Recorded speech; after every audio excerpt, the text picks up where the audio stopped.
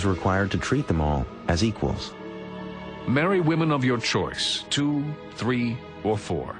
But if you fear that you will not be able to maintain justice between your wives, then marry only one. The modern world has frequently come to view Islam as male-oriented at best and misogynistic at worst. But in truth, Muhammad's teachings brought women new rights that would not be achieved in the Christian world for centuries. The first was the right to life. The Qur'an forbade the practice of female infanticide, which had been common in early Arabia.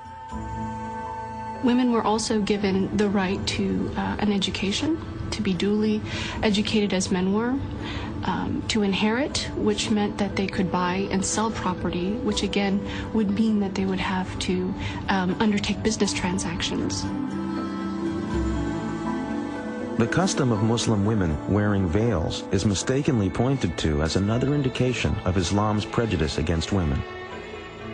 The emancipation of women was a project that was very dear to the Prophet's heart. There is nothing in the Qur'an about all women having to be veiled or secluded in a separate part of the house.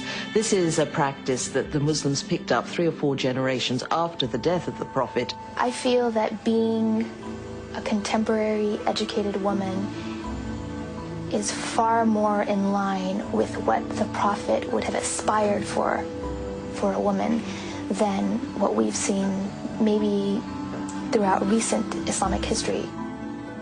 Muhammad had achieved enormous success. His followers had grown in less than 20 years from a handful to thousands of converts. But he could not complete his mission so long as the holy site of the Kaaba remained home to idols. In January of the year 630, Muhammad set out for Mecca at the head of an army of 10,000. As the Muslims approached the holy city, Meccan people made no attempt to resist. It was clear that the old gods of the Quraysh were powerless in the face of Islam.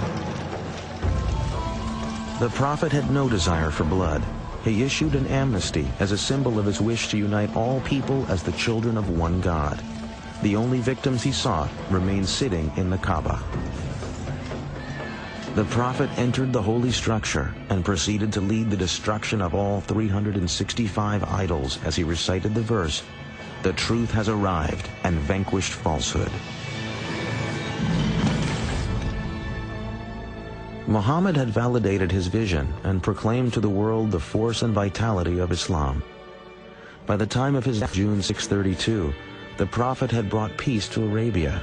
He had transformed a religion of many gods into a powerful monotheism based on a moral and ethical guide for daily living. But Muhammad's death was actually the birth of the great age of Islam. Within 100 years, the words of the Prophet spread from Arabia to the world. As Arab culture mixed with Greek and Byzantine learning, an era of Islamic enlightenment brought enormous advances in mathematics, astronomy, medicine, literature, and architecture. Who would have thought, today, let alone then, that a man who is described as born an orphan into a divided Arabian society, illiterate, a caravan manager, would create a religious tradition that within 100 years of his death, its physical presence would spill out of Arabia, go all the way to North Africa and all the way over to India. And he always warned his followers not to make him into a Jesus, not ever to say that he was divine. He was just an ordinary man, he said. The fact that he led what we might call a normal life, I think, makes him very appealing to many Muslims, to most Muslims perhaps. That he married, that he had children. These are all things, I think, that make him very approachable as a model for people.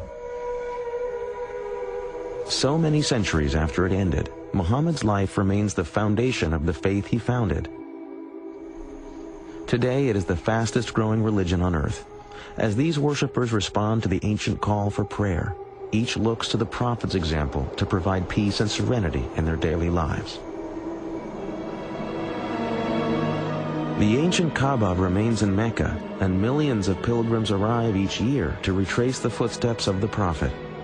The site of Muhammad's ascension on his winged creature to meet God is today the Mosque of the Dome of the Rock in Jerusalem.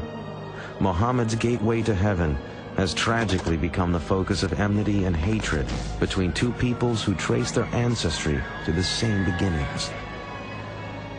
Some Muslims who partake of violence use the words of a compassionate man to legitimize their acts of cruelty and hatred. They cite verses of the Qur'an as inspiration for their monstrous ambitions. Since September the 11th, we've heard Osama bin Laden reciting some really blood-curdling verses from the Qur'an. But what bin Laden fails to do is to mention or recite the verses that in every case succeed these ferocious verses, which say, but forgiveness is better. If one wants to take one part of the story, one of the chapters, and develop a conception of the Prophet upon that single chapter, well, of course it's going to be very distorted, and the Prophet is going to be understood as a man of violence and a man of hate. When people commit violence and injustice in the name of Islam, they are committing violence and injustice against Muhammad and God. For peace to come to a troubled world, Muslim and non-Muslim alike will have to find a source of trust and acceptance of their common goals. One such source could be a better understanding of the life of Muhammad. Cleansed of the selfish motives that some terrorists wish to give them, the words of the Prophet remain to offer hope and optimism to a troubled world.